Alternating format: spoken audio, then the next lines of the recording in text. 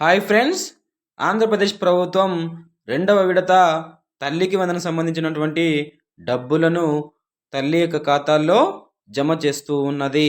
So ఎవరైతే డబ్బులు రాలేదో వారు ఎన్బిఎం స్టేటస్ ద్వారా స్టేటస్ని అయితే చెక్ చేసుకోవచ్చు. ఆ ఎన్బిఎం స్టేటస్ సంబంధించినటువంటి లింకును మీకు డిస్క్రిప్షన్లో అయితే ఇవ్వడం జరుగుతుంది. మీకు డబ్బులు పడతాయా లేదా అనే అంశాన్ని ఆ ఎన్బిఎస్ స్టేటస్ ద్వారా మీ లింకు క్లిక్ చేసి చెక్ చేసుకోవచ్చు.